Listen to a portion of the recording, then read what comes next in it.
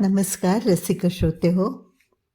आज आपण ऋषिकेश गुप्ते यांच्या दैत्यालय ह्या कथासंग्रहामधली कथा वाचत आहोत.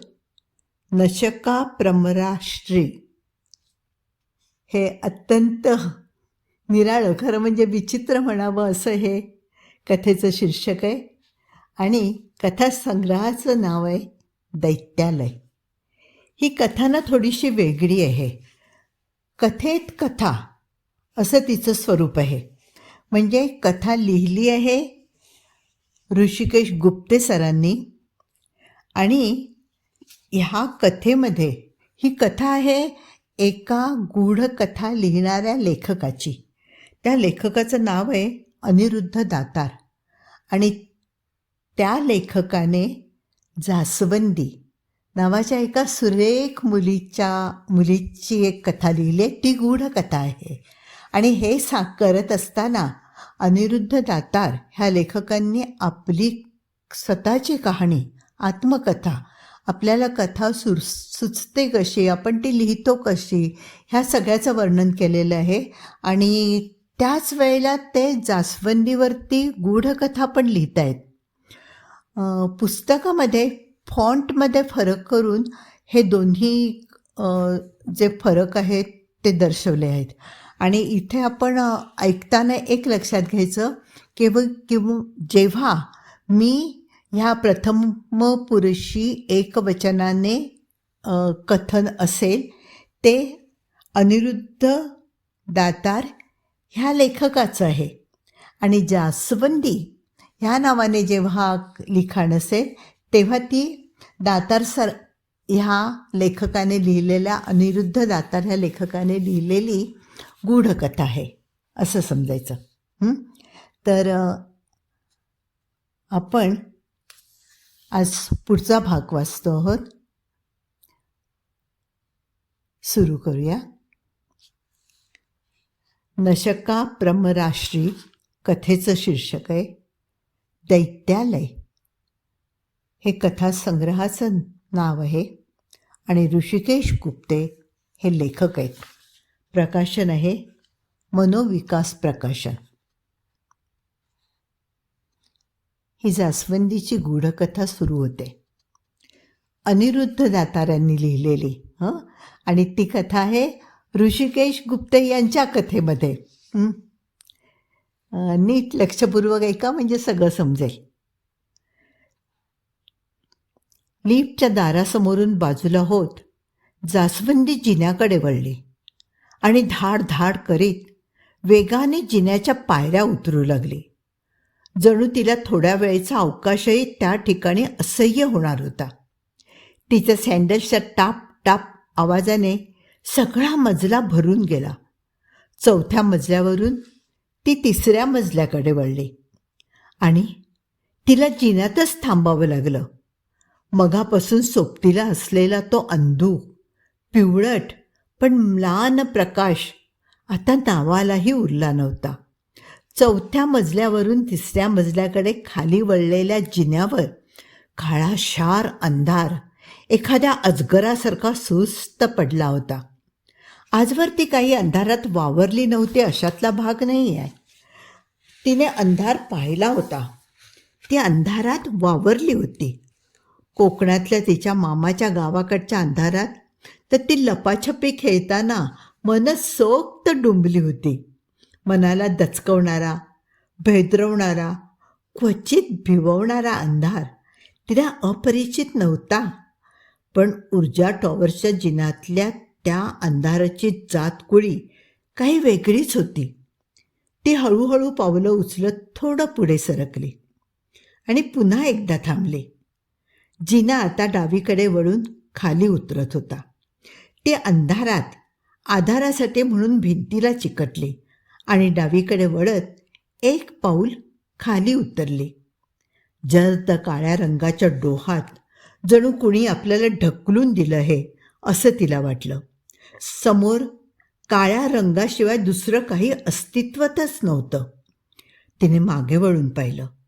उजेडाचा क्षीण तुकडा तिच्या पाठीमागच्या अंधारात विरघळून गेला होता. तो नक्की उजेड होता का भास होता याचीही तिला शाश्वती नव्हती. तिने डोळ्यांची उघडझाप करून पाहिली, पण अंधार काही कमी झाला नाही. तो अंधार तसाच तुडवत ती पुढे पावलं टाकत राहिली. पण जसजसं पुढे सरकावं तसं आपण एखाद्या अज्ञात शिकाऱ्याच्या सापळ्यात अडकत चाललो आहोत असं तिला वाटत होतं. तो अंधार संपृक्त होता, जणू काळोखाचा अंतिम बिंदूच. उजेडाला पूर्ण गिळून पचवून सुस्त रवंथ करत पहुडलेल्या एखाद्या जनावरासारखा. एव्हाना ती रडवेली झाली होती. नागरीकरणाच्या आधुनिक वातावरणात चेपली गेलेली भीतीची मूळ आदिम जाणीव आता तिच्यातून हळूहळू वर डोकावू लागली. अंधाराची भीती, निर्मनुष्यत्वाची भीती आणि म्हणूनच अज्ञाताची भीती. जेव्हा सभोवताली काहीच नसतं तेव्हा काय असतं? जेव्हा डोळ्यांना काहीच दिसत नसतं तेव्हा नेमकं डोळ्यांसमोर काय असतं? एरवी ती त्या भयावह वातावरणातून जीव चोळत पळाली असती, अगदी कशाची पर्वा न करता. पण आता पळणार तरी कुठे आणि कसं? पळण्यासाठी अंगात ताकद तर हवी. अंगातली सारी शक्ती, सारी ऊर्जा त्या अंधाराने गिळून टाकली होती. आपलं सारं शरीर या अंधारात विरघळून गेलं आहे. उरला आहे तो जाणीवांचा, भावभावनांचा चोथा, असं काहीतरी क्षणभर तिला वाटून गेलं. कसं तरी हाताने भिंतीचा आधार घेत, पायांनी खाली चाचपडत तिने अजून एक पाऊल पुढे टाकलं. हातापायाच्या त्या कसरतीत तेवढ्यात तिची पर्स खाली पडली. पर्स तिथे तशीच टाकून पुढे सरकावं असं तिला प्रकर्षाने वाटत होतं. पण तेवढ्यात तिच्या मनात पर्समधल्या मोबाईलचा विचार आला आणि जणू तिचे सारे प्रश्न क्षणार्धात सुटले. घाईघाईने खाली वाकत, दोन्ही हातांनी चाचपडत तिने पर्स उचलली आणि आत हात घालत मोबाईल बाहेर काढला. मोबाईलची बटणं दाबली, पण मोबाईलचा प्रकाश काही पडेना.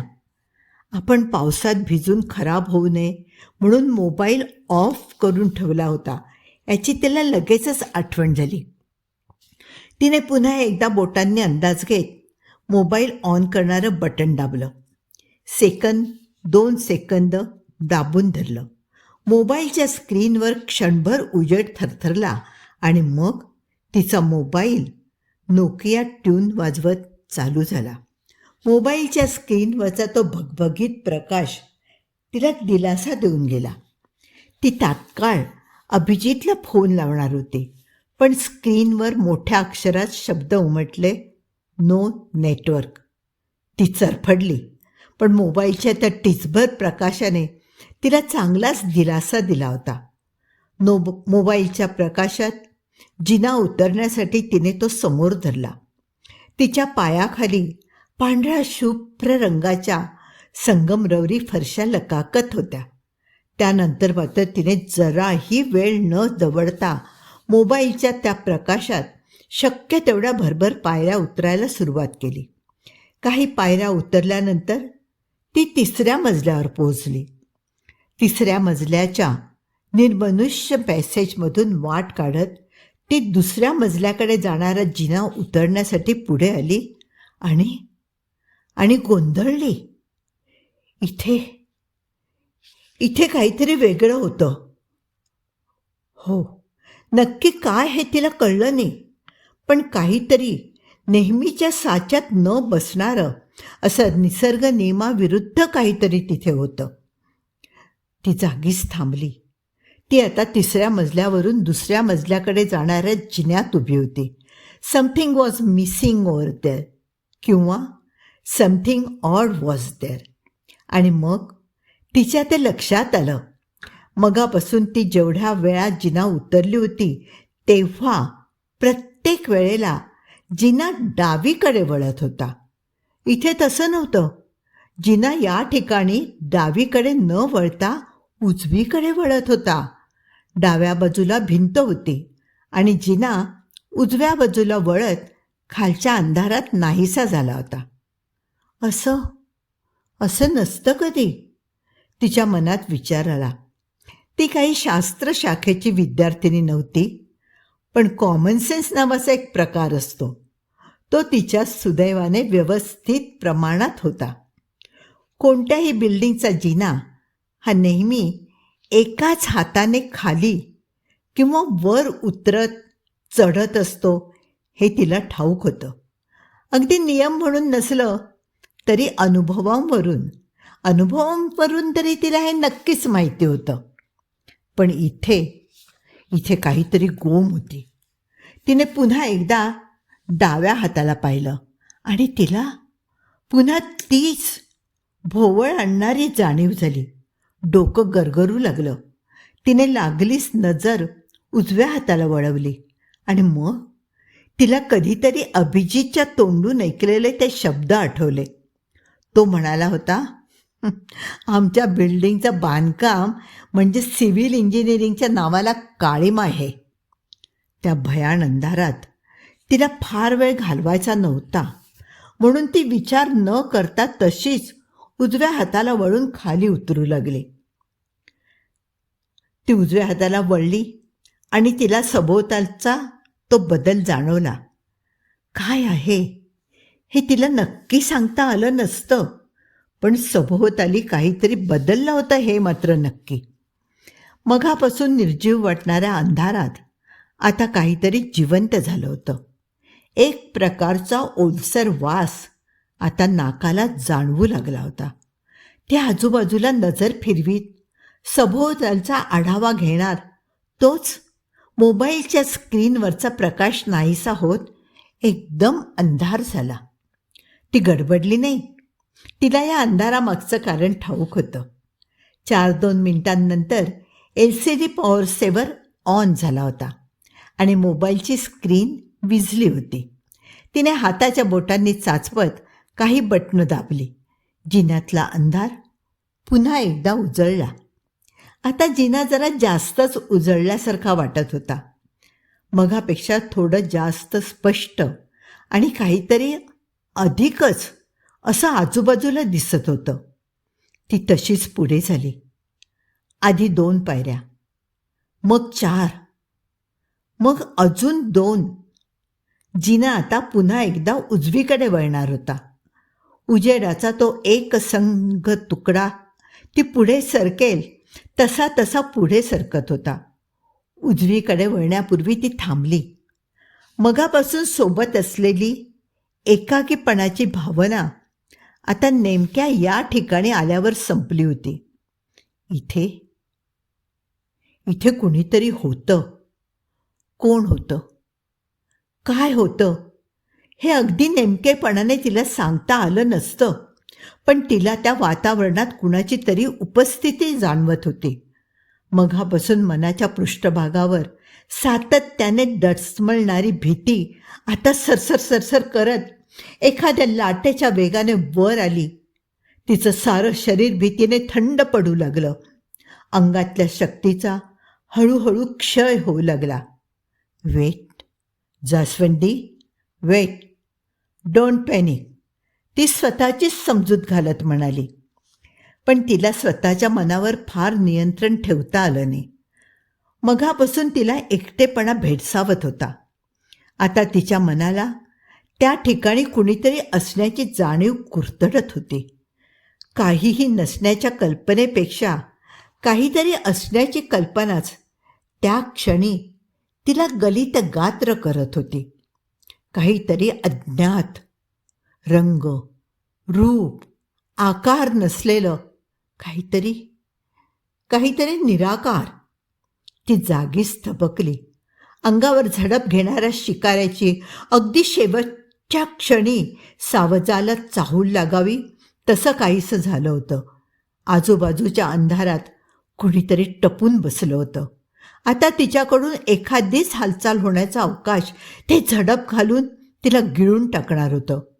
ती जागीच उभी राहत अधिकच आक्रसली आणि मग तिला ते जाणवलं. तिच्या श्वासांचा तो आवाज होता. धाप लागल्यागत मोठमोठ्या श्वासांचा तो आवाज जिन्यातल्या त्या अंधाराला भेदत होता. तिने लागलीच श्वास रोखला. तिच्या श्वासांबरोबर तिच्या भोवतालचं अजूनही काहीतरी थांबलं. तिने श्वास सोडला. बाजूला पुन्हा काहीतरी जिवंत झालं. तिने पुन्हा श्वास रोखला. पुन्हा पुन्हा काहीतरी थांबलं. आता मघापासून भीतीने थंड पडलेल्या तिच्या अंगाला धरधरून घाम फुटला होता. हृदय वेगाने धडधडत होतं. तिच्यापासून 2 पावलांवर जिना पुन्हा एकदा उजवीकडे वळून खाली उतरत होता. आता अजून 1 मजला, फक्त 1 मजला. तिने पुन्हा एकदा स्वतःची समजूत काढत म्हटलं. आणि तिला तो भास झाला का? कुणाच्या तरी दबक्या कुत्सित हसण्याचा भास? कुणी जणू तिच्या त्या विचाराची टर उडवत म्हणत होतं, पुढे सरकून तर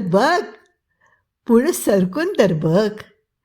ती तिच्याच मनातल्या त्या निसरड्या विचारांकडे दुर्लक्ष करीत पुढे सरकली. उजवीकडे वळून पुन्हा एकदा जिन्यात आली. मोबाईल जरा जास्तच पुढे धरत तिने खाली उतरणाऱ्या जिन्याकडे पाहिलं. जिन्यात काहीच नव्हतं. 8-10 पायऱ्या उतरून जिना पुन्हा खाली जाण्यासाठी उजवीकडे वळत होता. भास, आपल्याच मनाचे भास. तिने स्वतःची पुन्हा एकदा समजूत काढली. आता तिला विचार करण्यात, घाबरण्यात फार वेळ घालवायचा नव्हता. पावलांचा अंदाज घेत ती धाड करीत त्या 8-10 पायऱ्या वेगाने उतरून गेली. उजवीकडे वळली. समोर 8-10 पावलां एवढ्या अंतराचा रिकामा पॅसेज होता. पॅसेज संपता पुन्हा उजव्या बाजूला जिना सुरू होत होता.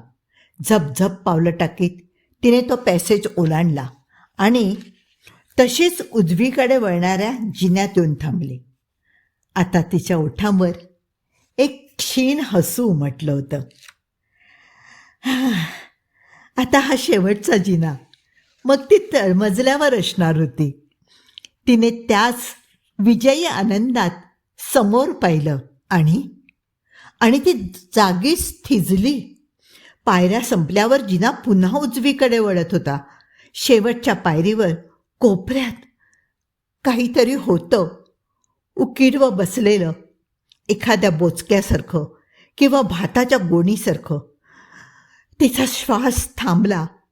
अंगावर सरसरून काटा आला. मणक्यातून एक थंड शिरशिरी मानेपर्यंत गेली. ते एखादं बोचकंच असावं अशी ती स्वतःच्या मनाची समजूत घालून घेणार तेवढ्यात ते हललं. काय ते नीट पाहण्यासाठी तिने थरथरत्या हातांनी मोबाईल पुढे करत समोर धरला आणि पुन्हा एकदा मोबाईलची स्क्रीन विझली. किती उल्हासा काळ होता तो, अंधाराचा, दृष्टीहीनतेचा. ती हातातल्या हातात मोबाईल फिरवत पुन्हा एकदा बटन दाबून उजेड पाडणार तोच तिला ते ऐकू आलं. बापट प्रसन्न हसत समोर बसले होते, पण माझं मन मात्र अजूनही त्यांच्या जिन्यातच अडकून बसलं होतं. जिन्यात आणि जिन्यातल्या त्या जीव घेण्या अंधारात. आल्या बापटांनी चेकचं पाकिट समोर ठेवलं. मी त्या हाताने उचलत बॅगेमध्ये ठेवता शेवटी न राहवून त्यांना म्हटलं, अहो जरा जिन्यात काहीतरी दिवे वगैरे लावत जा की, किती अंधार असतो. लिफ्टने यायचं. बापट निर्विकारपणे म्हणाले, अहो वीज गेली होती. वीज गेलेली ना, मग दिवे तरी कसे लागणार हां. मी निरुत्तर झालो. एवढ्यात कॉफी आली. बापट काही बाई बोलत राहिले. माझं लक्ष मात्र त्यांच्या बोलण्यात लागत नव्हतं. नंतर लक्षात आलं की ते जिन्यातल्या अंधाराविषयी काहीतरी बोलतायत. ते सांगत होते की मागे अशीच एक मुलगी दिवे गेले असताना जिन्यातून वर आली आणि मध्येच एका रिकाम्या फ्लॅटमध्ये शिरली. अहो, तो फ्लॅट रिकामा रिकामा म्हणजे अर्धवट बांधलेला. दाराच्या जागी नुसती चौकट. ही शिरली चाच पडत आत. बरं, फ्लॅट म्हणजे गोडाऊन म्हणून बांधलेला. त्याला खिडक्या नाहीत आणि काही नाही. त्यातनं संध्याकाळची वेळ. गेली आत. आतल्या आत कुठेतरी फिरली आणि आतच अडकून बसली. एवढी घाबरली की पर्समधून मोबाईल काढून त्याच्या प्रकाशात रस्ता शोधेल तर छे, तेही नाही. बसली ओरडत आतनंच. एखाद्या बकऱ्यासारखी ओरडत होती. मी पण नेमका त्याच वेळेला खाली उतरत होतो. मी तिचं ओरडणं ऐकलं आणि सुटका केली तिची. अंधारात अचानक वीज चमकावी तसं माझ्या मनातल्या अंधारात काहीतरी चमकलं. माझ्या आत काहीतरी उजळलं. माझ्या नव्या कथेची बीजं त्या क्षणभर उजळलेल्या अंधारात मला स्पष्ट दिसले. बापट बोलतच राहिले. माझं मन मात्र एव्हाना कथेची पात्र, प्रसंग यांची रचना करण्यात मग्न झालं होतं. त्यांच्या बोलण्याकडे माझं लक्षच नव्हतं. मी नुसता त्यांच्या बोलण्याला असंच करत राहिलो. पण ते काय बोलत होते, कशाविषयी बोलत होते याकडे मात्र माझं मुळीच लक्ष नव्हतं. त्यांचं बोलणं जेव्हा माझ्या मनातल्या कथा विस्ताराच्या आड येऊ लागलं तेव्हा मी अचानकच त्यांना म्हणालो, चला निघतो मी आता. बापट माझ्याकडे पाहतच राहिले. त्यांच्या चेहऱ्यावरचे गोंधळाचे भाव जाणवून मी म्हणालो, अहो थोडी कामं आहेत, जरा घाईत आहे आज. अहो कामं आहेत ते ठीक आहे हो, पण तुम्ही येणार आहात ना? बापटांनी चेहऱ्यावरचा गोंधळ बिलकुल दूर न सारता मला विचारलं. कुठे? अहो कुठे म्हणजे काय, नागपुरात. आणि ते कशाला? म्हणजे काय, तुमचं माझ्या बोलण्याकडे लक्षच नव्हतं की काय? मी गुळमुळीचा हसलो. सॉरी, जरा विचारत होतो. अहो, आपल्या प्रकाशनाला मानाचा सर्वोत्तम निर्मितीचा अकादमी पुरस्कार मिळालाय. या महिन्याच्या 23 तारखेला पुरस्कार सोहळा आहे नागपुरात. तुम्ही यायला हवं. तुमच्या पुस्तकाच्या निर्मितीसाठीच तर मिळतोय ना पुरस्कार. बापट खूप महत्त्वाचं काहीतरी सांगत होते आणि माझं त्याकडे लक्षच नव्हतं. मी थोडा ओशाळलोच. असं काय, येणार ना? बरं, काय व्यवस्था केलेली आहे जाण्या येण्याची? प्लेनने जायचं म्हणतोय. बुकिंग्स करायचे आहेत. तुम्ही आजच्या आज नक्की काय ते कळवा. अहो त्यात काय कळवायचं, माझं 100% नक्की आहे. मी हमी भरली. बापटांना जरा बरं वाटल्यासारखं दिसलं. मग मी फार वेळ न घालवता तिथून निघालो. तोवर वीज आली होती. खाली उतरताना लिफ्टनेच उतरलो. रिक्षातने घरी जाताना माझ्या मनात फक्त आगामी कथेचाच विचार घोळत होता. ऊर्जा टॉवर्सच्या जिन्यांनी मला भूल घातली होती. मी गल्लीच्या कॉर्नरलाच उतरलो. रिक्षावाल्याचे पैसे दिले आणि आत वळलो. बिल्डिंगच्या लोखंडी गेटवरच कुणीतरी लिहिलं होतं, नशका प्रमराश्री. कथेचा जो काही आराखडा मनात तयार होत होता त्याचा क्षणार्धात चोथा झाला. कुणी मस्करी करत असेल तर तो मला अस्वस्थ करण्यात कमालीचा यशस्वी झालेला होता, हे 100% खरं होतं. अस्वस्थपणासोबतच मनात आता भीतीही डोकावत होती. पुढे होऊन हाताने गेट उघडायलाही मन धजावत नव्हतं. जणू त्या खडूने लिहिलेल्या अक्षरातून एखादा अनोळखी विष प्रवाहच वाहत असावा आणि मी हाताने गेटला स्पर्श करताच त्या विषयाची बाधाच जणू मला होणार होती. मी लटपट त्या पावलांनी पुढे झालो. हाताने गेटला स्पर्श न करता हातातील बॅगने मी गेटला धक्का देत गेट आत लोटलं. माझा मार्ग मोकळा झाला. धडधडत्या हृदयाने मी आत शिरलो आणि तसाच लटपटत जिने चढून वर गेलो. हा काय प्रकार होता हे अजूनही मला नीटसं कळत नव्हतं. ही एक निष्पाप आणि अहेतुक थट्टा होती का कुणी माझ्यासोबत जीव घेणा खेळ खेळत होतं? कुणास ठाऊक. घरात शिरताच क्षणाचीही उसंत न घेता मी सेल फोन काढला आणि ताबडतोब विनायक राणेला फोन लावला. फोन वाजत असतानाच एका हाताने लॅपटॉप उघडत मी नेट कनेक्ट केलं होतं. हॅलो. विन्याचा जाडाभरडा आवाज कानावर पडला. विन्या विन्या मी बोलतोय. तो क्षणभर पलीकडून काहीच बोलला नाही. हा कुठला नंबर नवा? हां, जुना नंबर काय खड्ड्यात घातलास काय? त्यानंतर थोडा वेळ विन्याची ती अर्वाच्य भाषा दुर्लक्षित करण्यात गेला. विनयशी बोलता बोलता मी एकीकडे मेलही चेक करत होतो. एकही नवी मेल नव्हती, पण फेसबुकवर एक नवा मेसेज आलाय याची नोटिफिकेशन होती. मी फेसबुक ओपन केलं. कशी आठवण काढली गरिबांनी आम्हा श्रीमंतांची. विन्याचा हा नेहमीचाच डायलॉग. थोडं काम आहे. ते तर झालंच. काम असल्याशिवाय श्रीमंतांना गरीब फोन तरी कशाला करतील म्हणा. हे बघ, मी तुला ना काही ईमेल ID देतो. त्यातले कुणी आपल्या जुन्या मित्रांमध्ये म्हणजे शाळेत, कॉलेजात किंवा आपल्या कुठल्याही ग्रुपमध्ये होते का तेवढं मला तपासून सांगशील? हं, तेवढं सांगशील का? टांग तुझी. तेवढीच कामं येत होय मला. आयला.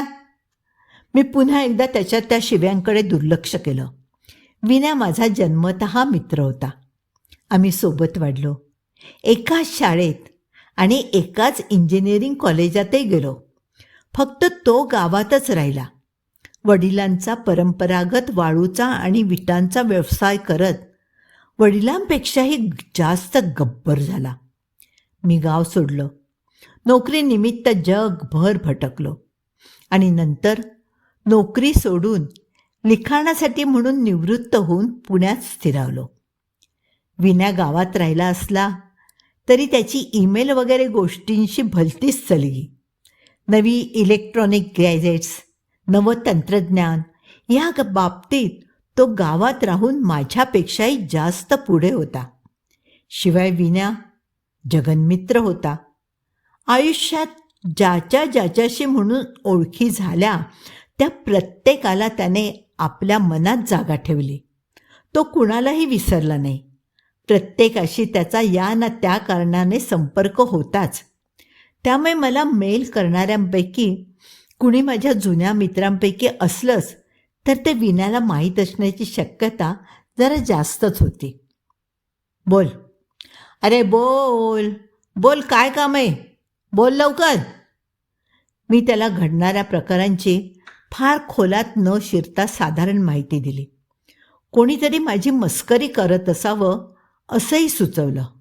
अरे, व्हायरस असेल, नाहीतर मार्केटिंग स्ट्रॅटेजी. अजून काही नाही. विन्या, हे बघ, अक्कल पाजळू नकोस. मी सांगतोय ते काम कर. बरं बरं, सांग. मेल ID सांग प्रत्येकाचे. हे बघ, इथे आता फोनवर नाही सांगते मी तुला लगेचच सगळे ID मेलच करतो. ठीक आहे? मी कळवतो तुला 4 दिवसांनी. 4 दिवस? हां? अरे ताबडतोब कळव, ताबडतोब. मी किंचाळलोच. बरं बरं बरं बरं, लगेच कळवतो. ठीक आहे, मी शांत होत म्हणालो. तरी माझ्या स्वरात अस्वस्थपणा होताच. ऐकणारे, काय? टांग तुझी, असं म्हणत विनाने फोन ठेवून दिला. Countdown began. Write carefully. Vaibhya नावाच्या कुणीतरी मला फेसबुकवर मेसेज पाठवला होता. हा जो कुणी वैभ्या म्हणून होता तो माझ्या फ्रेंड लिस्टमधलाच होता, पण तो कोण होता मला माहीत नव्हतं. माझ्या फ्रेंड लिस्टमध्ये तब्बल 2500 लोक होते. वैभ्या त्यातलाच कोणीतरी होता. अनेक वाचक, अनेक फॅन मला फ्रेंड्स रिक्वेस्ट पाठवायचे. मी ॲक्सेप्ट करायचो. वैभ्यासुद्धा एक वाचकच होता का? मी मेसेज वाचत असतानाच दुसरा मेसेज आला. Wait for my next message. म्हणजे हा वैभ्या त्या क्षणी ऑनलाईन होता तर. हू आर यू? मी विचारलं. अ वेल विशर, उत्तर आलं. Remember past? पुन्हा वैभ्याचा मेसेज आला. Who are you and what all this is about? मी पुन्हा एकदा मेसेजद्वारे प्रश्न विचारला. टाईप करताना माझी बोटं अक्षरशः अडकत होती. बराच वेळ वैभ्याचा काहीच मेसेज आला नाही. मी लॉगआउट होणार तोच मेसेज आला. Don't write a single word. If you do, write very carefully. Don't go to find नशका प्रमरा श्री. पुन्हा एकदा तेच अर्थहीन शब्द, नशका प्रमरा श्री. काय अर्थ होता या शब्दांचा? मी एक अक्षरही लिहू नये अशी भीती मला कोण घालत होतं? हा खरोखरीच एखाद्या चेष्टेचा भाग होता का? मी नंतर त्याला बरेच प्रश्न विचारले, पण वैभ्याकडून एकही उत्तर आलं नाही. मी त्याचं स्टेटस, त्याचं फेसबुकवरचं होमपेज चेक केलं. सारं कोरं होतं. वैभ्याची फ्रेंड लिस्ट चेक केली. त्यात फक्त माझ्या एकट्याचंच नाव होतं. फोटोग्राफच्या ठिकाणी एक इमेज होती. मी ती क्लिक करत मोठी केली. वैभ्याने फोटोग्राफ म्हणून टाकलेली इमेज म्हणजे एक शाळेचं दप्तर होतं. खूप पूर्वी आम्ही शाळेत वापरायचो ना, त्या प्रकारचं राखाडी रंगाचं दप्तर. 2 बाजूंच्या बंदातून हात आत टाकले की ते पाठीवर घेता यायचं. दप्तरावर कोणीतरी लाल रंगात वैभव अशी अक्षरं विणली होती. वैभव? कोण होता हा वैभव? ते दप्तर ओळखीचं होतं. मी ते कधीतरी कुठेतरी पाहिलं होतं. 5 वाजता मी चहा केला आणि लिखाणासाठी बसलो. तोच पुन्हा एकदा सेल वाजला. मघापासून या कुणा वैभ्याचा विचार करून करून माझ्या मेंदूचा पुरता कीस पडला होता. वैभ्या. वैभ्या नाव ओळखीचं होतं. या नावापेक्षाही ओळखीचं होतं ते दप्तर. ते दप्तर मी कुठेतरी पाहिलेलं होतं हे नक्की, पण कुठे हे मात्र मला बिलकुल आठवत नव्हतं. कथाविषय मनात पक्का झालेला होता. आता लिखाणाची सुरुवात करायचा काय तो अवकाश. मी लिखाणाला सुरुवात करणार तोच सेल वाजला. पलीकडून मंजूळ आवाजात कुणी तरुणी माझ्याशी बोलण्याची इच्छा प्रकट करत होते. I am speaking. मी म्हटलं, sir, we are please to inform you that your booking from our airways for Delhi on 23rd of this month has been confirm. क्षणार्धात मला सगळं आठवलं. या 23 तारखेला मला दिल्लीला जायचं होतं. 23 तारखेला दिल्लीत भावड्याचं लग्न होतं. मागल्या काही दिवसात मी भावड्याला जणू विसरूनच गेलो होतो, पण त्यात विशेष काही नव्हतं. तो गेली 18-20 वर्ष मला विसरला होता. त्या मानाने गेले काही दिवस म्हणजे काहीच नव्हते. मी धन्यवाद म्हणत फोन ठेवला, पण ठेवल्यानंतर मात्र माझ्या मनात भावड्याचेच विचार रुंजी घालू लागले. खरं तर आईबाबा गेल्यानंतर आम्हा दोघा भावांना एकमेकांशिवाय दुसरा कोणताही आधार नव्हता. आईबाबा अपघातात अचानक गेले. तेव्हा मी 22 वर्षांचा होतो. भावड्या माझ्यापेक्षा 5 वर्षांनी लहान, म्हणजे 17 वर्षांचा होता. माझं शिक्षण पूर्ण झालं होतं. मी नोकरीही करत होतो. भावड्या मात्र त्याचं इंजिनिअरिंग पूर्ण करत होता. खरं तर ते दिवस आमच्या दोघांसाठीही खूप वाईट होते. बाबांच्या फंडाच्या पैशातून मी कसंबसं भावड्याचं शिक्षण पूर्ण करवून घेण्याचा प्रयत्न केला. पण भावड्याने लास्ट इयरलाच इंजिनिअरिंग सोडून दिलं. त्यानंतर आमच्यात जो दुरावा निर्माण झाला तो दिवसेंदिवस अधिकाधिक रुंदावत गेला. मधली काही वर्ष तर आमच्यात संपर्कही नव्हता. माझा जीव अधनं-मधनं त्याच्या आठवणीने तुटायचा. पण गेल्या काही वर्षांपासून आमच्यात पुन्हा संपर्क प्रस्थापित झाला होता. मध्ये आम्ही दोघं 1-2दा भेटलोही होतो. शिवाय हल्ली भावड्याचे फोन वारंवार येऊ लागले होते. सर्वात महत्त्वाचं म्हणजे हल्ली तो माझ्या लेखनाची चौकशी करू लागला होता. भावड्या वाचनाच्या बाबतीत शंख होता, शंख. त्याने आजवर माझ्या लेखनाविषयी एक चकार शब्दही उच्चारला नव्हता. किंबहुना आपला भाऊ एवढा मोठा लेखक आहे याचं त्याला कौतुक असणं सोडाच, थोडा मत्सरच असावा असा संशय पूर्वी मला यायचा. भावड्याचा शेवटचा फोन 2 आठवड्यांपूर्वीच आला होता. त्या दिवशी भावड्या फोनवर आनंदाने अक्षरशः सळसळत होता. त्याच्या स्वरात जो एक उत्साह होता तो मला जुन्या भावड्याची आठवण करून देत होता. दादा, एक मोठं सरप्राईज आहे तुझ्यासाठी. अरे बोल ना, काय आहे? I am going to get married. मी लग्न करतोय पुढच्या महिन्याच्या 23 तारखेला. भावड्याचं लग्न? It was a shock. भावड्याच्या लग्नाची बातमी हा एक धक्का होता. सर्वच बाबतीत धक्का होता. एक तर मी स्वतः 42 वर्षांचा असूनही आजवर लग्न केलेलं नव्हतं. त्यामागे काही कारणं होती, नाही असं नाही. पण आपण आजन्म ब्रह्मचारीच राहणार हे वास्तव म्हणून मी स्वीकारलं होतं. भावड्याही 37 वर्षाचा होता. तोही बहुधा लग्न करणार नाही असंच माझ्या मनाने गृहीत धरलेलं. त्यामुळे भावड्या अचानक लग्न करणार या बातमीने मला त्याचा थोडासा हेवाही वाटला. पण या सर्व भावनांच्या वर जाणारी भावना आनंदाची होती.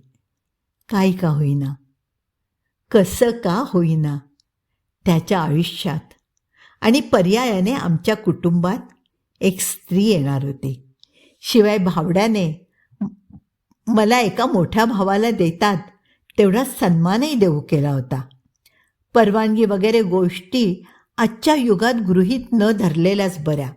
पण भावड्याने खास लग्नासाठी म्हणून माझ्यासाठी स्वतःच्या पैशाने काही खरेदी करायची इच्छा दर्शवली होती. मी लग्नाच्या 15 दिवस आधी दिल्लीला यावं असा त्याचा आग्रह होता. मी होय नाही करता 8 दिवस आधी दिल्लीला जाण्याचं कबूल केलं. नाहीतरी मला इथे काय काम होतं. भावड्या लग्न नोंदणी पद्धतीने करणार होता. तसंही पारंपरिक पद्धतीने लग्न करायला आमच्या कुटुंबात माणसं तरी कुठे होती. I was genuinely happy for him. दादा, आणखीन अजून एक मोठं सरप्राईज आहे तुझ्यासाठी. पुन्हा एकदा शांतपणे मी काय असं विचारलं. Jaswandi is your biggest fan. ती तुझी वाचक आहे. तुझी सर्व पुस्तकं वाचले तिने.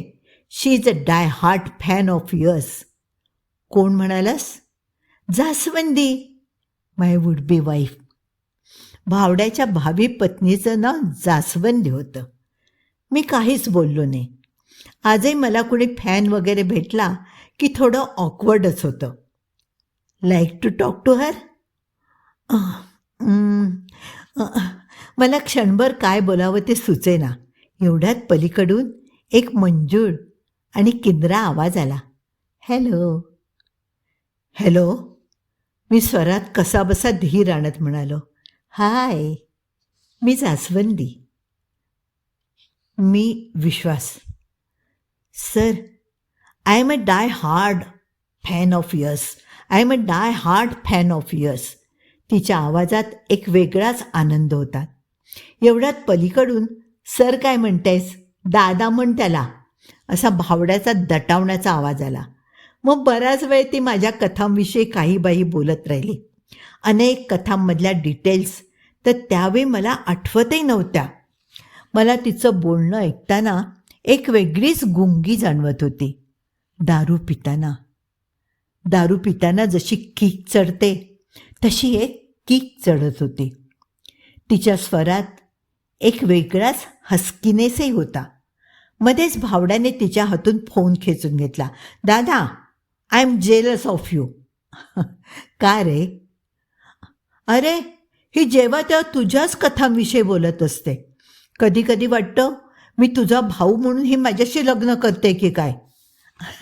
आता पलीकडून तिच्या लाडीत दटावण्याचा आवाज आला. खरं तर या संभाषणामुळे मला थोडं अवघडल्यासारखं वाटत होतं.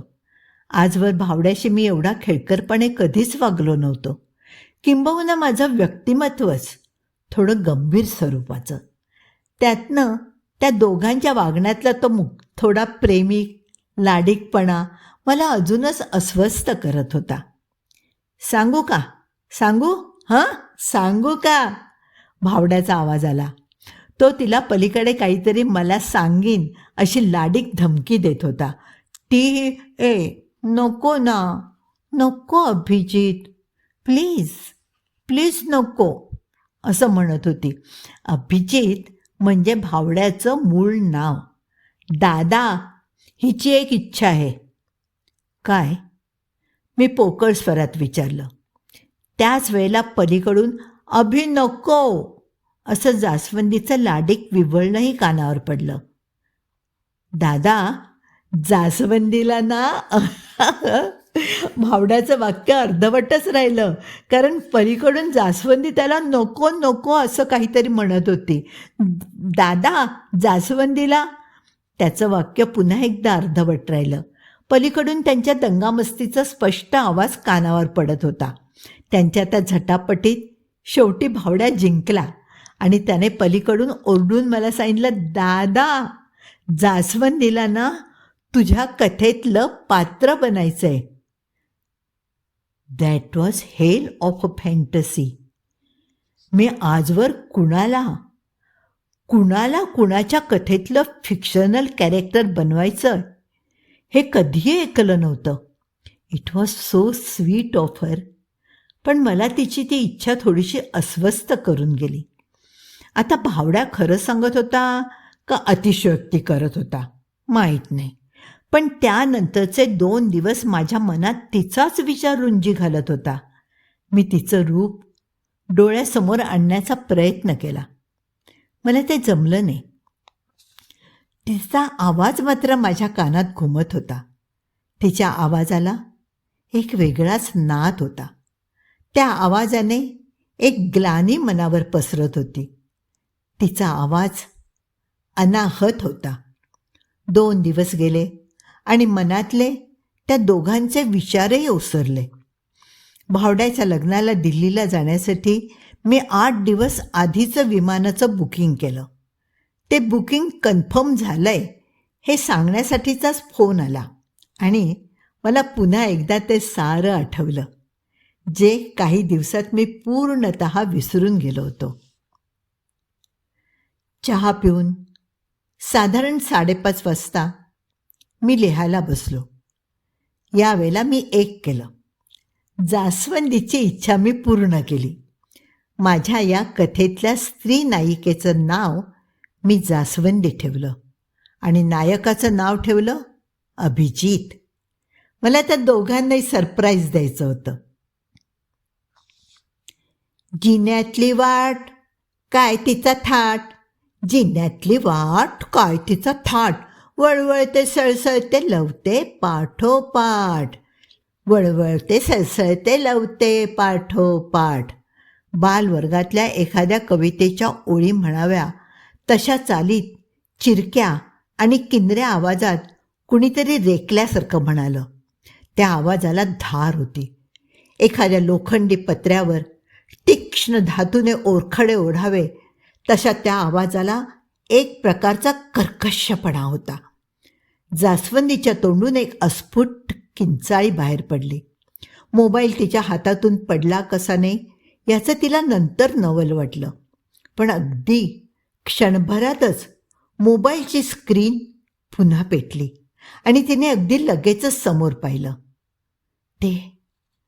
ते बोचकं नव्हतं ना, ती एखादी निर्जीव वस्तू होती. ते जे काही होतं ते आता व्यवस्थित हालचाल करीत होतं. मोबाईल समोर धरत तिने धडधडत्या हृदयाने एक पाऊल पुढे टाकलं. तिच्यासोबत मोबाईलचा प्रकाशही एका पावलाने पुढे सरकला आणि मग ते जे काही होतं त्याने वळून तिच्याकडे पाहिलं. मोबाईलच्या त्या अर्धचंदेरी प्रकाशात आधी तिला त्या बोचक्याची मान वळताना दिसली. तेव्हा तिच्या लक्षात आलं ते बोचकं नव्हतं, ती एक म्हातारी होती. जख्ख म्हातारी, अगदी अगदी अगदी जख्ख म्हातारी. जास्वंदीच्या शरीरावरचा केस न केस थाट होत उभा राहिला. हिरवं लुगडं घातलेली ती उकिरवं बसली होती. तिला मोबाईलच्या त्या मलूल प्रकाशातही तेवढं अगदी स्पष्ट दिसत होतं. पण एवढंच नाही, अजूनही बऱ्याच गोष्टी त्या क्षीण प्रकाशात तिला दिसत होत्या. एवढं जख्ख म्हातारं शरीर तिने आजवर कधीही पाहिलं नव्हतं. तिचे गाल अक्षरशः खाली लोंबत होते. कपाळ सुरकुत्यांनी भरलेलं. काहीतरी पुटपुटत ती मान सारखी इकडून तिकडे हलवत होती. तिच्या हातांवर मांस नव्हतंच, नुसता हाडांचा सांगाडा. हातात बांगड्या भरलेल्या अगदी दंडापर्यंत, पण त्या तळहातापर्यंत ओघळलेल्या. बांगड्यांचा हिरवा रंग तेवढ्या प्रकाशातही जास्वंदीच्या लक्षात येत होता. कोण आहे? कोण आहे? जास्वंदीने थरथरत्या आवाजात विचारलं. म्हातारीने काहीच उत्तर दिलं नाही. जणू जास्वंदीचे शब्द तिच्या कानावर पडलेच नव्हते. कोण आहे? कोण आहे? जास्वंदीने पुन्हा एकदा, यावेळेला जरा जास्त जोराने ओरडत विचारलं. पण म्हातारीने ते ऐकलंच नव्हतं जणू. ती बहुधा ठार बहिरी असावी. जास्वंदीला वाटून गेलं. लटपटत्या पायांनी ती अजून 2 पायऱ्या खाली उतरली. आता तिच्यापासून जास्वंदी अगदी काही हातांवर होती. तिला ओलांडून पुढे गेलं की तिला जिन्याच्या शेवटच्या पायऱ्या लागणार होत्या. मग तळमजला.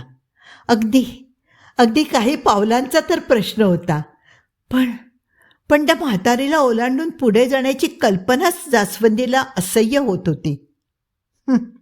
घाबरायचं काय त्यात? इतर म्हाताऱ्यांसारखी म्हातारी आहे ती. ती काय तुला खाणार आहे? तिच्याच आतून कुणीतरी तिला वेडावत म्हणालं. त्याच वेळेला मनाच्या तळातून कोणीतरी ओरडून सांगत होतं, नको जास्वंदी, नको नको. पाय पुढे टाकायचा तिला धीरच होईना. ये ना, घाबरतेस काय? ये पाऊ पुढे. वेडाबाई कुठली. पुन्हा तोच पुढे येण्याविषयी आग्रही आवाज. तिने एक पाऊल पुढे टाकलं. हा अशे, ये की पुढे ये. त्या आवाजात एक प्रकारची घाई होती, आसुसलेपणा होता. तिचा आतला विरोधाचा स्वर त्या आग्रही आवाजापुढे फिक्का पडत होता. आता ती त्या म्हातारीपासून फक्त 2 पावलांवर होती. तिच्यापासून शक्य तेवढे अंतर ठेवण्यासाठी जास्वंदी भिंतीला चिकटली आणि तशीच सरपटत पुढे सरकू लागली. धडधडत्या हृदयाबरोबरच तिच्या मनात विचारांचं द्वंद्व सुरू झालं होतं. हातभर अंतर, सुटका अगदी जवळ. थोडा धीर धरायचा, पण नकोच. तिने झडप घातली तर. मोबाईल आता जास्वंदीने अगदी समोर धरला, म्हातारीच्या अगदी डोक्याजवळ. ती ती म्हातारीच होती. भास होण्याचा काही संभवच नव्हता. मोबाईलच्या प्रकाशात जास्वंदीला तिला नीट न्याहाळता येत होतं. हिरवं लुगडं, हिरव्या बांगड्या, कपाळावर हिरवं गोंदण, कणकेच्या गोळ्यासारखा पिठूळ गव्हाळ आणि स्थूल अंग, सारं काही फिकुटलेलं, निस्तेज. तिचे डोळे, ते मात्र लकाकत होते, गारगोट्यांसारखे डोळे. दोन्ही डोळ्यांच्या बाहुल्यांवर मोठाली फुलं पडलेली. खोबणीतल्या खोबणीत दोन्ही बुबुळं ती गरागरा फिरवीत होती. आणि मग जास्वंदीच्या लक्षात आलं, म्हातारी तर ठार आंधळी होती. आंधळी आणि बहिरी. तिच्या इंद्रियांचा तो कुचकामीपणा नकळत जास्वंदीला एक सुरक्षित कवचाची जाणीव देऊन गेला. धीर चेपून जास्वंदीने भिंतीला चिकटून अजून एक पाऊल पुढे टाकलं. आता ती त्या म्हातारीच्या अगदी पुढ्यात उभी होती. जास्वंदीने जिन्याकडे वळण्यापूर्वी पुन्हा एकदा तिच्याकडे पाहिलं, तेव्हा तिच्या अजून एक गोष्ट लक्षात आली. म्हातारीच्या पांढऱ्या केसांचा भांग लाल जर्द पिंजराने भरलेला होता. तो जर्द लाल रंग तिच्या भयांतेत जास्तच भर टाकीत होता. चल चल, आटप लवकर, वेळ नको घालूस, वेळ नको घालवो. तिच्या मनात तो मगाचाच हातगैला आलेला आवाज उमटला. काहीतरी चुकतंय असं वाटत नाही आहे का तुला? दुसरा आवाज आला. काही चुकत नाहीये, चिकतंय म्हणे, चिकतंय, चल उतर पाहू. दुसऱ्या आवाजाला वेडावत पहिला आवाज म्हणाला, इथेच थांब, जरा विचार कर, घाई नको. लवकर जास्वंदी, लवकर, या म्हातारीला तुला पाहायचंय आता, हाल इथून, हाल हाल. आता तो आवाज तिला एखाद्या हिंस्र प्राण्याच्या गुरगुरण्यासारखा वाटला. नक्की नक्की काय घडतंय हे जास्वंदीला कळतच नव्हतं. मेंदू जणू एखाद्या अज्ञात भोवरा तयार झाला होता आणि त्या भोवऱ्यात तिचे विचार वेगाने गरगरत होते. एवढ्यात म्हातारी हसली. खुदकन हसली. तिचे दात उघडे पडले. त्या दातांकडे जास्वंदीचं लक्ष जातं न जातं तोच मोबाईल पुन्हा विझला. त्यावेळी मात्र जास्वंदी अंगातली सारी शक्ती एकवटत किंचाळली आणि त्याच अंधारात धडपडत उजवीकडच्या पायऱ्यांकडे वळली. 2 पायऱ्या खाली उतरली, थांबली. फसली फसली.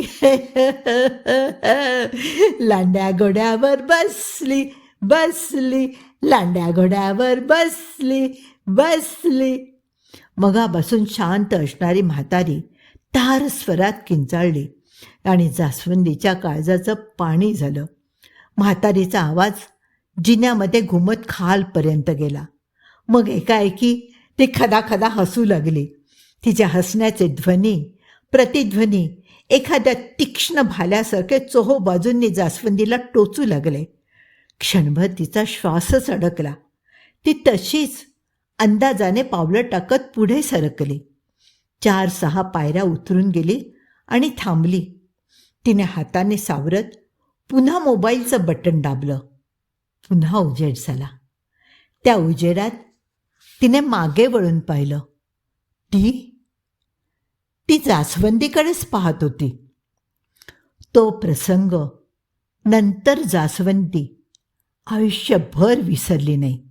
अत्युच्च भयाची जाणीव होती ती. अंतिम बिंदूपाशी एखादा चढता आलेख स्थिर होऊन जावा तशी. त्या बिंदूपाशी बाकी साऱ्या जाणीवा गोठून गेल्या होत्या. आली होती ती फक्त काळीज गोठवणाऱ्या भयाची अतिथंड जाणीव. आता ती म्हातारी उभी राहिली होती.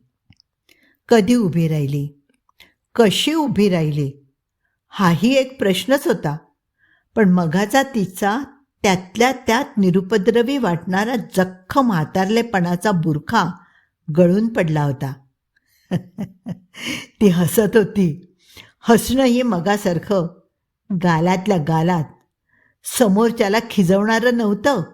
आता त्या हास्याची जागा हिडीसपणाने घेतली होती. ते खदखदून हसलेलं हसू नव्हतं. धाप लागलेल्या दमेकऱ्यासारखं बिना आवाजाचं हसू होतं ते. गंजक्या लोखंडावरून हात फिरवावा तसं खरखरीत. जास्वंदीने माना वळवत तिच्याकडे दुर्लक्ष करण्याचा एक क्षीण प्रयत्न केला. पायातली ताकद तर केव्हाच संपली होती. सारं शरीर एखाद्या शक्तिहीन गोळ्यासारखं झालेलं. तिने समोर पाहिलं. क्षणभर तिला काही कळेच ना. मेंदूत विचारांचा काला झाला होता. कशातही काही सुसूत्रता नव्हती. डोक्यात काहीतरी घोंगावत असल्यासारखे आवाज घुमत होते. कानावरून काहीतरी गुणगुणत गेल्यासारखं वाटत होतं. समोर जे दिसत होतं ते खरं आहे की भास? हा प्रश्न पडायलाही तिला अंमळ उशीरच झाला. ती जिन्यातच उभी होती. पण जिना नक्की ऊर्जा टॉवर्सचाच होता का? कारण तिच्या पायाखालील पांढऱ्या शुभ्र फरशांच्या जागी आता काळ्या रंगाच्या ओबडधोबड दगडी पायऱ्या होत्या. डावी उजवीकडच्या भिंतीही दगडाच्या होत्या. ती जणू एखाद्या प्राचीन गुहेच्या पायऱ्यांवरच उभी होती. भीती, गोंधळ, उत्तेजना या साऱ्या भावना एकाएकी तिच्या मनात उसळून आल्या. जास्वंदी, डोंट पॅनिक.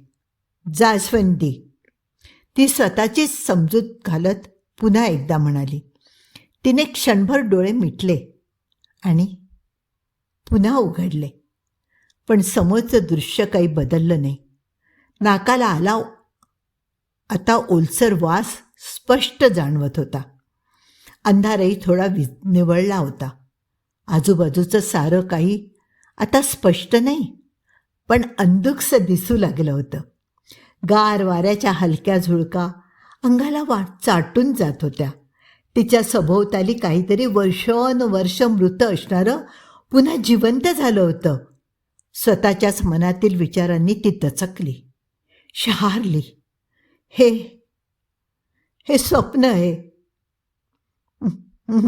असं कधी नसतं, असं कधी नसतं. किनाऱ्याच्या त्या अंधारात आपण वाट चुकलो आहोत आणि त्या वाट चुकण्याच्या असह्य जाणीवेनेच आपल्याला हे भास होत आहेत.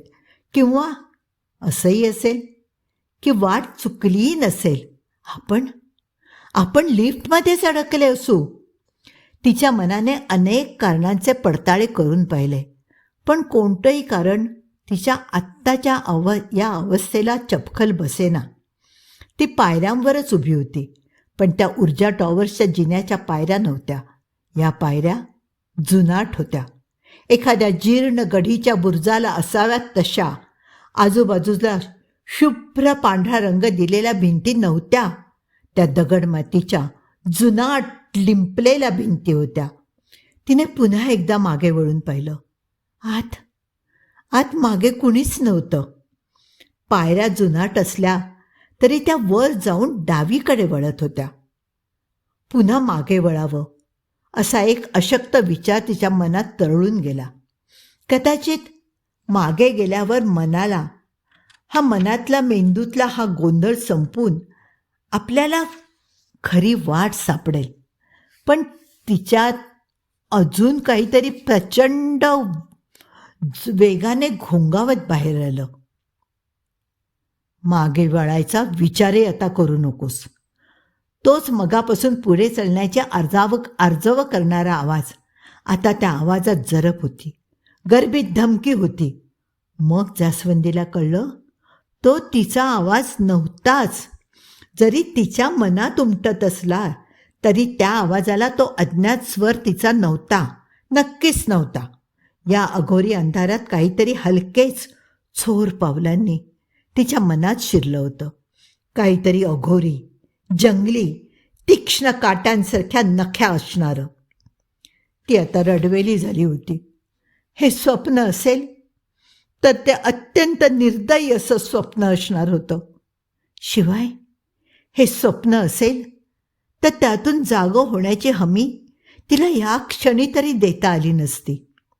डोक्यातली गरगर आता थोडी कमी झाली होती. मेंदूत विचारांचा गोंधळ असला तरी ते मगासारखे भिरभिरत नव्हते. तिने पुढे जाण्याचा निर्णय घेतला. 4-6 पावलंच पुढे सरकते तोच पायऱ्या संपल्या. समोर 8-10 फूट खोल आणि जवळपास तेवढाच रुंद खड्डा होता. ती किंचितशी वाकत आत डोकावली. तेव्हा तिला ते दिसलं. खाली लालसर रंगाचा मंद प्रकाश पसरला होता. त्या लालसर प्रकाशात खाली खाली खाली काहीतरी वळवळत होतं. आता ती जमिनीवर उभी होती. काळसर ओलसर जमीन, मातीचा भुसभुशीतपणा तिच्या पावलांना चपलेतूनही जाणवत होता. ती थोडी पुढे सरकली आणि खड्ड्याच्या अगदी टोकाशी आली. तिने खाली वाकून पाहिलं आणि आज आपण इथे थांबूया. पुढचा भाग उद्या नक्की ऐका. पुन्हा भेटूया ह्या पुढील भागासह.